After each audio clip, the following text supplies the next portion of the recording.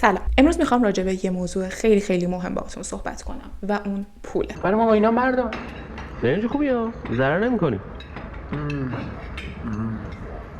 200 کیلو بزن. خب حسن جون جمع بزن. 200 نمیدونم سیستم آموزشی الان چطوریه، ولی اون موقعی که من مدرسه میرفتم و بعدش دانشگاه رفتم هیچ وقت یک فاینانشال ادویکیشن توی درسای من نبود. هیچ وقت هیچ آموزشی به من در مورد این که با پولم چیکار کنم داده نشده. چطوری سیو کنم، چقدر سیو کنم، چیکار رو کنم، چطوری برنامه‌ریزی کنم، چطوری سرمایه‌گذاری کنم. این اطلاعات هیچ وقت توی مدرسه به ما داده نشده. برای همین یکی از برنامه‌های امسال من همین بود که دانش خودم رو در مورد پول افزایش بدم. به خاطر همین کتاب The Psychology of Money نوشته مورگان هاوسل رو شروع کردم بخوندن.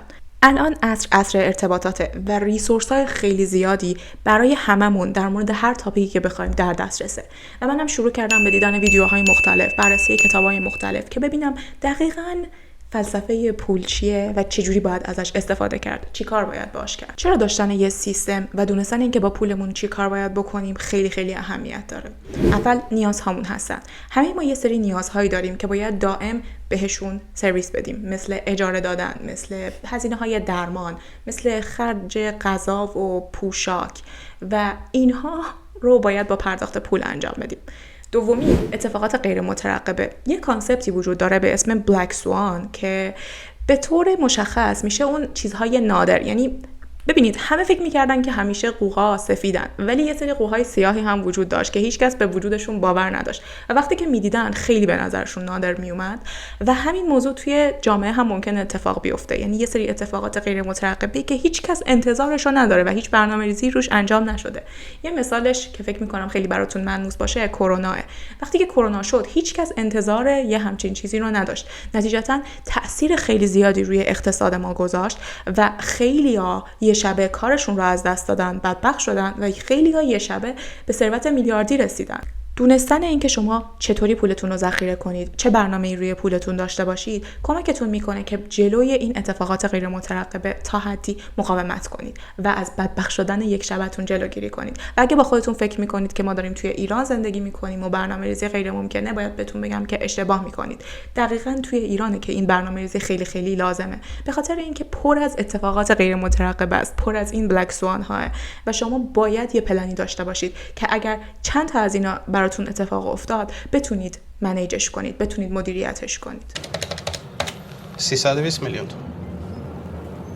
سکه شده 8 میلیون تومان. وقتی دلار 3000 تومانی میشه 19000 تومان، معلومه همه چی گرون میشه. دیگه خودتون که قبول دارین حبابه. اگه همین وضعیت باشه دلار 30 تومان هم رد میکنه. ببینید سکه دیروز 6 میلیون بود، ترامپ سخنرانی کرد شد 7 تومان، بعدش توییت زد شد 8 تومان. و البته اگه با خودتون فکر میکنید که این بدبختی فقط مختص ایرانه و مشکلات اقتصادی تو جاهای دیگه وجود نداره، باید بهتون بگم که اشتباه میکنید. مطالعه درست حسابی راجع به ایران انجام نشده، ولی حداقل از روی مقاله ها و اطلاعاتی که توی اینترنت وجود داره میتونم بهتون بگم که بیشتر از 78% آمریکایی‌ها الان زیر بار قرضن. چرا؟ به خاطر وجود کردیت کارت‌ها، کارتایی که به شما اجازه میدن خرید کنید بدون اینکه پولی داشته باشید و نتیجتاً وقتی نمیتونید پول اون کارت‌ها رو پس بدید، دائم بهتون سود اضافه میکنن و همینجور قرض شما هر روز بیشتر و بیشتر و بیشتر میشه. اول بذارید یه نکته خیلی خیلی مهم رو بهتون بگم. فقط به حرف من اعتماد نکنید. همیشه روی یه دونه سینگل سورس تمرکز نکنید. سعی کنید اطلاعاتتون رو بیشتر کنید، کتابای مختلف بخونید، برید ویدیوهای مختلف ببینید و اصلاً فقط به یه منبع اعتماد نکنید. چرا؟ به خاطر یه چیزی که وجود داره به اسم خرد جمعی. و خرد جمعی چی میگه؟ میگه که اگر که یک نفر با اطلاعات کم به شما یه چیزی بگه، شاید نشه ازش جواب درست رو برداشت کرد، ولی اگر 100 نفر که هر کدوم اطلاعاتشون کمه یه چیزو بگن و همشون روی یه چیز خاص اتفاق نظر داشته باشن، اون چیز احتمالاً درسته و از این حتی الان هم استفاده میشه توی هوش مصنوعی. حتی یعنی یه چیزی هست به اسم بگینگ و بوستینگ توی هوش مصنوعی که اینجوریه که شبکه‌های عصبی که ضعیف هستن، مثلا شاید 50% اکورسی دارن، اینا رو وقتی که با هم کنار هم قرار میدن و سعی میکنن یه خروجی رو برای هر شبکه بگیرن. بعد بین اون خروجی‌ها انگار یه رأی‌گیری میکنن و نهایتا خروجی اصلی رو میدن. معمولا شبکه عصبی که از جمع کل این شبکه ضعیف‌ها به دست میاد که میشه در واقع بوستینگ کردن اینا، چیز خیلی خیلی بهتریه و اکورسی مثلا شاید 90% به شما ارائه میده و نتیجتا میتونم بهتون بگم که استفاده از ریسورس‌های مختلف خیلی خیلی بهتون کمک میکنه که تصمیم درست رو بگیرید. سهم خیلی زیادی از حرفایی که امروز میخوام بزنم از یه سری ویدیوها و کتاب‌هاییه که خوندمشون یا دیدمشون و همشون رو توی دیسکریپشن میذارم که اگر خواستید بتونید تک به تک هر کدوم رو بررسی کنید. رابطه ما با پول 3 بخش داره: making money یا پول به دست آوردن، keeping money پول رو نگه داشتن و spending money پول رو خرج کردن. اجازه بدید از بخش اول شروع کنیم، making money. بیشتر ما مجبوریم برای پولی که به دست میاریم کار کنیم. حالا این کار میتونه یه کار روتینه ساعت 9 صبح تا 5 بعد از ظهری باشه که توی اداره اتفاق میفته یا کارای فریلنسی باشه که انجام میدیم. اما یه نکته‌ای که وجود داره اینه که سعی کنید همیشه خودتون رو محدود به یک کار نکنید که اگه اتفاقی برای اون کار افتاد شما نابود بشید. برای شخصیتون چک تصویه حساب به اضافه چک پاداش. یعنی اینا رو بگیرم که برم تصویه حساب کامل دیگه به اضافه پاداش. سعی کنید چند تا منبع مختلف برای درآمد داشته باشید. یه چیزی وجود داره، یه مفهومی که بهش میگن پسیو اینکام، اکتیو اینکام و پسیو اینکام. پسیو اینکام مثل ویدیوهای آنلاین گذاشتن یا ویدیوهای توتوریال گذاشتن یا فروش یه سری وسایل به شکل آنلاین یا چه میدونم پیج کاری داشتن. اینجور چیزهایی که به شما درآمد میرسونن بدون اینکه توی اون لحظه کاری انجام داده باشید. یعنی شما یه سری کارایی رو انجام میدید، مثل این درختای بامبو که مثالشو میزنن که خیلی طول میکشه ولی یه شبه مثلا بهتون یک جواب خیلی زیادی میده و اینطوریه. یعنی شما یه سری کارهایی رو انجام میدید ولی مثلا سایت خودتون رو دارید، شاید خیلی براش وقت گذاشتید و همون موقع بهتون پولی نداده، ولی بعدش وقتی که دارید کاری نمی‌کنید، این که مردم دارن از تبلیغات اونجا استفاده میکنن یا اینکه مردم دارن ویدیوی شما رو میبینن یا اینکه مردم دارن محصول شما رو میخرن، باعث میشه که یه پولی به شما برگرده. به خاطر همین خیلی از آدم‌هایی که مشهور میشن شروع میکنن به کتاب نوشتن، چون که کتاب نوشتن یکی از بزرگترین پسیو اینکام های ممکنه. پس برای پول به دست آوردنتون همیشه این رو در نظر داشته باشید که خودتون رو محدود به یه دونه کار نکنید و سعی کنید یا یه مهارتی داشته باشید یا یه چیزی داشته باشید که خیالتون راحت باشه که حتی اگر که این یه کارتون بسته شد، این یه کارتون تعطیل شد، یه اتفاقی افتاد، اینترنت قطع شد، بتونید از پس زندگی خودتون بر بیایید و یه شبه بدبخت نشید. تا حد امکان این نکته رو بهتون بگم، تا حد امکان سعی کنید زیر بار قرض نرید. قرض یکی از مزخرف‌ترین چیزهای ممکنه که شما رو نابود میکنه و سعی کنید اگر که میتونید تا جایی ممکن زیر بار قرض نرید، مگر قرضی که میدونید قراره بهتون برگرده. راجع به اینم باهاتون صحبت میکنم. مرحله دوم keeping money و مرحله سوم spending money. اول اجازه بدید از keeping money باهاتون یه صحبتی داشته باشم. ببینید این که ما چجوری میایم سعی میکنیم که یه پولی رو ذخیره کنیم، چجوری سعی میکنیم مثلا سرمایه گذاری کردن. یه مدت بورس خیلی رو بورس بود، یه مدت الان مثلا مد شده همه دارن راجع به NFT و بیت کوین و اینا صحبت میکنن، ولی این یه حجم خیلی زیاد شانسه واقعا یا اطلاعات خیلی بالا. یعنی شما واقعا نمیتونید روی هوا و هوس یا اینکه مثلا دوستتون گفته که فلان سهمو بخر برید و اون کار رو انجام بدید، مگر اینکه واقعا به اطلاعات اون شخص مطمئن باشید. به خاطر همین حواستون رو جمع کنید. اگر که یه چیزی خیلی به نظرتون خوب میاد یا اگه واقعا مثلا مثلا اینکه آره پسر خاله بابام گفته که فلان کار رو بکن، اینطوری تصمیم نگیرید برای اینکه پولتون رو یه جای ذخیره کنید و اینکه پولتون رو فقط یک جا هم ذخیره نکنید. سعی کنید که چیزهای مختلفی رو امتحان کنید و همیشه تو ذهنتون باشه. ببینید حداقل توی ایران من میدونم که توی بانک گذاشتن پول اشتباهه. شما الان اگر که میتونید مثلا با فلان قدر درآمدی که دارید، با اینقدر پولی که الان دارید، اگر میتونید یه دونه لپتاپ بگیرید، اگه بذارید توی بانک و سال بعد بخواید اون کارو انجام بدید دیگه نمیتونید اون لپتاپ رو بگیرید. من تو این 70 سال سنی که تو این مملکت کردم تا حالا ندیدم چیزی بیاد پایین. نتیجتا شاید خریدن اون لپتاپ بیشتر به شما سود برسونه تا اینکه پولتون رو بذارید توی بانک. ولی در مورد اینکه حالا با پولتون چیکار کنید، سعی کنید عاقلانه تصمیم بگیرید. یه سری‌ها خب میافتن دنبال طلا خریدن، ولی خب همین طلا خریدن هم خودش میتونه باعث ضرر بشه توی ایران. یا نمیدونم، هر کسی یه راه خودشو داره، ولی سعی کنید همیشه اطلاعاتتون رو توی این زمینه بالا ببرید و سعی کنید کمترین ضرر ممکن رو انجام بدید. مثلا اگر که میخواید طلا بخرید، طلای چه میدونم بعضی از طلاها دیدید به خاطر کارشون مالیات خیلی زیادی میگیرن یا حق اجرت میگن بهشون، مثلا یه حجم خیلی زیادی از پول رو باید به عنوان حق اجرت بدید. اینا خب در نهایت قرار نیست به شما چیزی برگردونه. یا خرید یه چیزی مثلا خونه، حتی اگر که باعث زیر قرض رفتن شما بشه، شاید تاثیر مثبتی داشته باشه. چرا؟ به خاطر اینکه اون خونه به مرور زمان ارزشش قرار بالاتر و بالاتر بشه و به علاوه خود اون خونه به عنوان یک منبع درآمد میشه بهش نگاه کرد، به خاطر اینکه شما میتونید اون خونه رو اجاره بدید و ماه به ماه اجاره دریافت کنید. پس سعی کنید که عاقلانه تصمیم بگیرید. به علاوه یه مفهومی وجود داره که میگن 0 to 1 یا 1 to 1 plus. خب این چیه؟ میگه که وقتی که میخواید یه چیزی رو بخرید، همیشه با خودتون فکر کنید که 2 مفهوم میخوام بهتون بگم. 1، آیا این چیزی که من دارم میخرم باعث خوشحالی من میشه؟ یعنی مثلا فرض کنید که من میخوام فلان کفش برند رو بخرم، بعد این انقدرم هزینه شه. بعد یه کفش خیلی معمولی هم وجود داره که خب هزینه‌اش 1/5 اونه. کدوم اینها؟ یعنی چون که جفتشون هم دارن نیاز من رو برآورده میکنن، آیا خرج کردن مثلا $700 $800 روی فلان کفش برند باعث میشه که من خوشحال بشم یا باعث میشه که من بدتر ناراحت بشم؟ چرا؟ به خاطر اینکه $700 از حسابم کم شده. اینو همیشه در نظر داشته باشید. و دومی، این 0 به 1 رفتن و 1 به 1 پلاس رفتنه. این که شما مثلا یه گوشی دارید که خب جواب میده، داره کار زندگیتون رو راه میندازه. این که من بیام این گوشیم رو یه گوشی بهتری بگیرم، به نظرتون این مهمتره یا این که مثلا من یه دونه آیپد لازم دارم، آیپد رو برم بگیرم؟ یعنی هیچ آیپدی ندارم و میدونم که خب بهش احتیاج دارم، این کار رو بکنم. اینو بهش میگن دید از 0 به 1 رفتن، یعنی یه چیز کاملا جدید گرفتن، یا از 1 به 1 پلاس رفتن، یه چیزی که داری و تقریبا داره به جواب هم میده، فقط به خاطر چه میدونم چش و هم چشمی یا به خاطر اینکه فلان برند رو دوست داری بخوای بری همون چیز رو عوض بکنی و یه مدل آپگرید شدهش رو بگیری. کدومشون به نظرتون بهتر به شما داره چیز میکنه با همون مقدار هزینه؟ اینو در نظر داشته باشید. این یه بخشی بود برای هم کیپینگ مانی بود، هم یه مقدار سپندینگ مانی بود. ولی حالا بذارید در مورد سپندینگ مانی یه مقدار بیشتر صحبت کنم. یه مفهومی وجود داره به اسم باجت که میگه برنامه‌ای که شما برای خرج کردن پولتون میذارید چیه. باجت های مختلفی وجود دارن. معمولا مثلا من خودم واقعا داغونم توی این زمینه و باید خیلی اطلاعاتم رو بیشتر کنم. مثلا در مورد سرمایه گذاری من واقعا اطلاعات زیادی ندارم که مثلا اگر که آدم بخواد سهام بخره یا مثلا بخواد یه همچین کاری بکنه، خب این شاید در دراز مدت به شما سود بده، ولی متاسفانه چون اطلاعات ما کمه ممکنه باعث ضرر کردنمون بشه.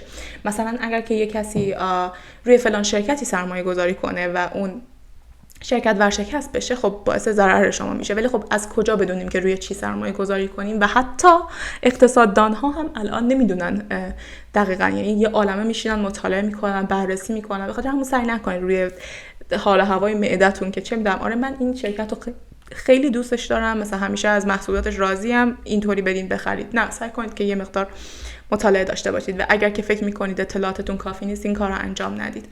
و آره یک چیزی وجود داره که بهش میگن باجت و اون سیستمیه که شما برنامه‌ریزی میکنید برای اون پولتون. یکی از بیسیک ترین باجت هایی که میگن معمولا میتونید ازش استفاده کنید قانون 50-30-20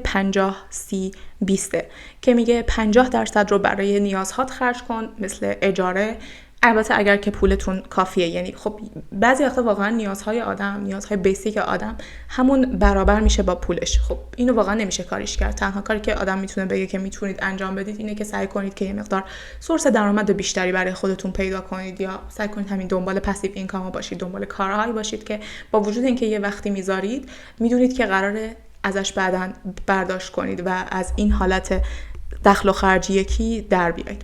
ولی اگر که حالا یه مقدار پولتون بیشتر از نیازهاتونه، میگن که معمولا سعی کنید یه جوری برنامه‌ریزی کنید که 50% رو برای احتیاجات واجب، یعنی واقعا ضروری ها بذارید. حدود 30% رو برای چیزهایی که دلتون میخواد و الزاماً واجب نیستن. مثلا همین که یه کفش جدید بخرم، یه چیز، یعنی خب من کفشم الان کار میکنه ولی میدونم که دلم یه کفش جدید میخواد. همین موضوع رو میشه به عنوان وانت ها قرار داد. و 20% رو سیو کنید. این یکی از قانون‌ها. یه قانون دیگه اینه که شما بیایید 60% رو به want and need با هم اختصاص بدید. چرا؟ به خاطر اینکه خب زندگی متفاوته، ممکنه یه بار نیدهای شما زیاد شه، یه بار وانت‌های شما زیاد شه و آره دیگه مثلا فرض کنید که تعطیلات، خب شاید خیلی دلتون چیزهای مختلفی بخواد، اشکال نداره اگر که یه مقدار اون خواسته ها میره بالا و نیدها میاد پایین. از اون ور یه بار خب بیمار میشید، یه مشکلی پیدا میکنید و نتیجتا نید میره بالا و وانت میاد پایین. این کارا انجام بدید و 40% بعدی رو سیو کنید. و یه چیزی که خیلی خیلی ذکر میکنن هم توی این کتاب ها و هم توی همه این فیلم هایی که من دیدم، اینه که سعی کنید که یادداشت کنید برای یه مدت مثلا چند ماهی، یادداشت کنید و ببینید که داره پولتون رو چجوری خرج میکنید، دقیقاً داره به چی میره و اینطوری میتونید یک چیز بهتری، یه استیمیشن بهتری از وضعیت خودتون داشته باشید. مثلا اگر که دارید از کردیت کارت استفاده میکنید مثل چیزهای اینجا، یا اگر که دارید روی معده خرج میکنید، مثلا میدونید که با فلان دوستتون اگر که برید بیرون قرار خیلی خرج کنید چون که اون شخص هیچ احتیاجی نداره واقعا و اینجوری که خب مثلا بره کافه، بره مثلا فلان جا و خب شما هم تو رو در وایسی میمونید و شروع میکنید به خرج کردن. اگر که فکر میکنید وقتی که اینو توی برنامه‌تون مینویسید و میبینید که آره مثلا توی این ماه من 2 بار با این رفتم بیرون و هر 2 بارش باعث شده که انقدر خرج کنم روی فلان موضوع و هر 2 بارش باعث ناراحتی من شده، در واقع باعث شده که فشار بیارم، خب میتونید برنامه‌ریزی بکنید برای ماه بعد. بهش بگید که من نمیتونم، یا بگید که من نمیتونم خرج کنم، یا کنسل کنید قرارتون رو با اون شخص. و آره اینطوری با نوشتن و با اینکه مثلا چند ماه مانیتور کنید وضعیت دخل و خرجتون رو، میتونید به یک استیمیشن خوبی از وضعیتتون برسید و میتونید باهاش بعداً هم برنامه‌ریزی بهتری داشته باشید. و یه چیز خیلی خیلی مهمم بهتون بگم، به خاطر همینه که من خیلی به تاریخ علاقه دارم. یه اصطلاحی هست که میگه history doesn't repeat itself, the humans do، که تاریخ تکرار نمیشه، آدم‌ها که دارن تاریخ رو تکرار میکنن و این مهمه. سعی کنید همیشه از اشتباهات گذشته درس بگیرید، از گرید و طمع درس بگیرید و ببینید که چجوری باعث شده که توی گذشته کسای مختلفی رو زمین بزنه. سعی کنید ازش عبرت بگیرید. کلاً نمیدونم یه ذره داره میره توی حاشیه ولی بذارید اینو بهتون بگم. کلاً کپیتالیسم روی 2 تا چیز خیلی میچرخه. یکی این که ثروت رو ایجاد میکنه، دوم حسادت رو ایجاد میکنه. چجوریه؟ فرض کنید که شما اصلا درآمدتون هم خیلی بالاه، خیلی عالی، پرفکت، اصلا ماهی چه میدونم 100 میلیون تومان، حالا مثلا من با چیز ایران بخوام بگم فرضاً درآمد، نه ماهی 100 میلیون، آره مثلا فرض کنید اصلا ماهی 100 میلیون تومان درآمد دارید، مثلا شما جزء اون چارک خیلی خیلی بالای جامعه هستید. این شخصی که اینجا قرار داره همیشه میدونه که خب یه نفر هستش که ماهی 500 میلیون درآمد داره و خب داره به اون شخص حسودی میکنه. وقتی میبینه که خب اون داره فلان کفشو میخره، فلان لباسو میخره، اینم سعی میکنه که اونو تکرار کنه و اینا همینجوری هی تکرار میشه، چون که اون شخصی که 500 میلیون تومان در ماه درآمد داره حسودیش میشه به اونی که 1 میلیارد تومان در ماه درآمد داره. اون شخص حسودیش میشه و چشش دنبال اون کسیه که 3 میلیارد تومان در ماه درآمد داره و این همینطور هی تکرار و تکرار میشه و اصلا یکی از اساس شکلگیری کپیتالیسمه. و یه چیز مهم من بهتون بگم، یه شخصی وجود داره توی یوتیوب به اسم جیمز جانی که توصیه میکنم ویدیوهاش رو ببینید. این میگه معمولا همیشه دقت کنید وقتی که یه تبلیغ میشنوید، وقتی که یه پکیج فلان چیز رو میشنوید، همیشه اولا که too good to be true. اگه یه چیزی خیلی به نظرتون خوبه، مطمئن باشید که یه ریگی به کفشش هست. اگه از سلبریتی‌ها دارن استفاده میکنن برای تبلیغش، مثلا فلان بازیگر اومده میگه که اگر به فلان شماره SMS بدید، اگه توی فلان مسابقه شرکت کنید انقدر برنده میشید. اینا همیشه نقطه‌های خط قرمز باشه براتون، همیشه رد فلگ باشه که وقتی یه همچین چیزی رو میبینید بدونید که نباید به اون موضوع اعتماد بکنید.